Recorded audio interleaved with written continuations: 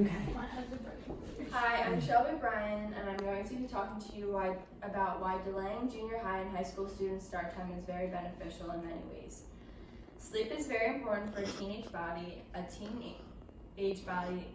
teenage brain does not fully wake up and start functioning until 9 a.m. Therefore, it will help the students with many different components, such as focusing, understanding, and processing the information that is given to them during a school day. Stated by the National Sleep Foundation poll in 2006, the organization's most recent survey of teen sleep, more than 87% of the high school students in the United States get far less than the recommended 8 to 10 hours, and the amount of time they sleep is decreasing, and this is a serious threat to their health and safety. Some of my main points include a teenager needs at least 8 to 10 hours of sleep, and they are not getting that due to priorities, which are homework, work, and sports. They would be getting a better education because their brain is ready to take in all the information, and it will be better on the body because after working till 10, a student goes home and does homework for 2 hours, they would still be getting at least 8 to 10 hours of sleep. There are many pros to this.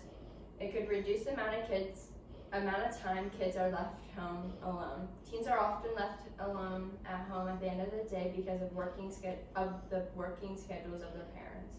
That time alone invites the possibility of making decisions that are not necessarily healthy or having something happen, such as a robbery.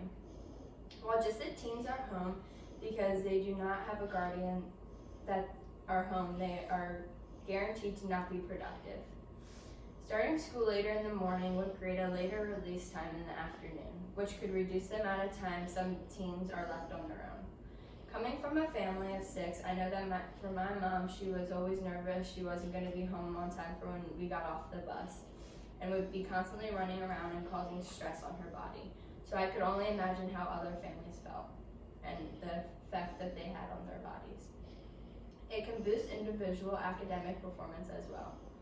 Studies have shown in 1988, Dr. Amy Wolfson, professor of physiology at the University of Maryland, and Dr. Mary C., professor of psychiatric and human behaviors at the Warren Alpert Medical School of Brown's University, found that students with grades average of C or under were getting a couple hours of sleep less each night compared to students with higher grades. It can reduce health-related issues that come from the lack of sleeping as well. You wouldn't think that the lack of sleep could cause all these negative effects, but it does.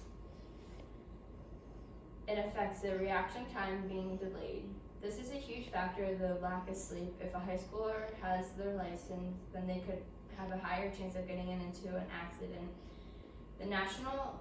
Stated by the National Highway Traffic Safety Administration, the estimated that drowsy driving was responsible for 72,000 crashes, 44,000 injuries, and 800 deaths in 2013.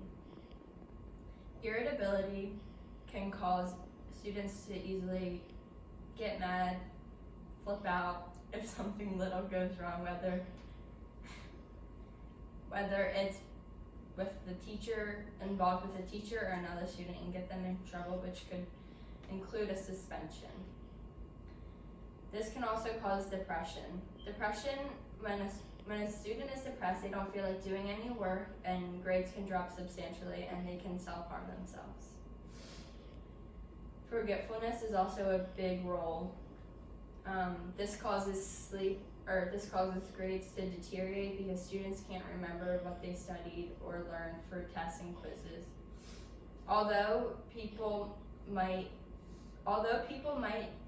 say there might be some downfalls to this proposal, some might say that this will not benefit anyone. Realizing that this could go total different directions, the students could think, well, I don't have to get up for school until an hour later, so I can just stay up for an hour and a half later, which defeats the whole purpose. So if followed correctly, not only would this benefit benefit the students, but it can also benefit teachers as well because sleep is crucial for all age. But the difference is that students' brains are students' brains are still growing, and the teachers, depending on their age, are not. In conclusion, this is why this proposal is something that should be discussed within all junior high and high schools all around the world, coming from a former high school student who went through this and have been affected by this. I hope everybody agrees that the pros outweigh the cons.